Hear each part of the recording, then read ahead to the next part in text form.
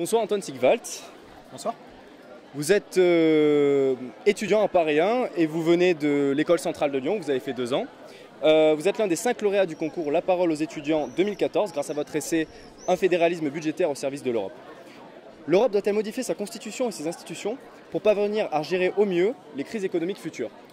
Oui, tout à fait, c'est ce que je mets en avant dans ma contribution. Je me projette en 2025 où l'Europe serait dotée d'un fédéralisme budgétaire et en fait aurait à se remettre d'une crise mondiale donc, qui impacterait la demande externe. Et l'idée d'un fédéralisme budgétaire, ce serait en fait de permettre d'éviter les problèmes qui ont conduit à la crise de la zone euro aujourd'hui, c'est-à-dire principalement les déséquilibres commerciaux. Donc, c'est-à-dire en faisant des redistributions entre les pays du Nord et les pays du Sud, on permettrait d'éviter les déséquilibres qui sont à l'origine de la crise de la zone euro et qui ont sérieusement impacté la demande interne à la zone euro. Pensez-vous que l'euroscepticisme soit un obstacle structurel majeur au fédéralisme budgétaire ou est-ce simplement une crise conjoncturelle? Non, il y a une partie de structurel, une partie de conjoncturel, ça c'est évident. Aujourd'hui, on a un taux de chômage particulièrement élevé en France qui explique en partie les 25% d'euroscepticisme qu'on a constaté aux élections de mai.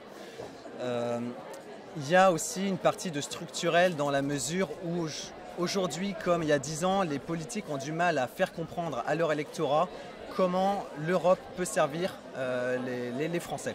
C'est-à-dire qu'aujourd'hui, les politiques sont élus sur des critères nationaux. Ils ont envie de prouver à leur électorat que simplement en restant dans une dynamique française, franco-française, on peut s'en sortir et on constate que ce n'est plus possible. La crise de la zone euro est un flagrant exemple de l'impuissance de l'État à l'échelle nationale, à l'échelle d'un PIB finalement modéré par rapport aux États-Unis et à la Chine qui, eux, se sont remis bien plus vite de la crise mondiale.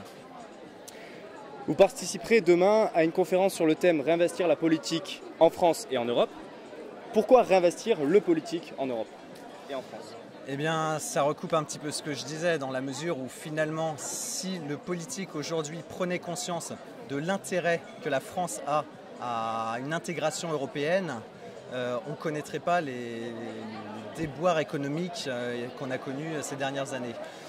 Finalement, l'euroscepticisme est monté suite à la crise. Seul le politique peut faire face à ça. C'est-à-dire qu'aujourd'hui, entre l'économie et le politique, on a l'impression qu'il y a une certaine déconnexion. Un coup, c'est l'économie qui prend le dessus sur le politique, et un coup, c'est le politique qui va dire non, on sort de l'économie. Ça, c'est plus possible aujourd'hui. Il faut que les deux marchent de pair. Le politique doit prendre les décisions en s'appuyant sur les théories économiques. Et aujourd'hui, il y a presque un consensus sur l'utilité d'un fédéralisme budgétaire européen. Un consensus des économistes qui n'est pas du tout repris par le politique. Donc c'est vraiment ça qu'il faut réinvestir par de nouvelles structures nationales et non nationalistes pour converger à l'échelle européenne. Merci Antoine Sigwald. Merci à vous.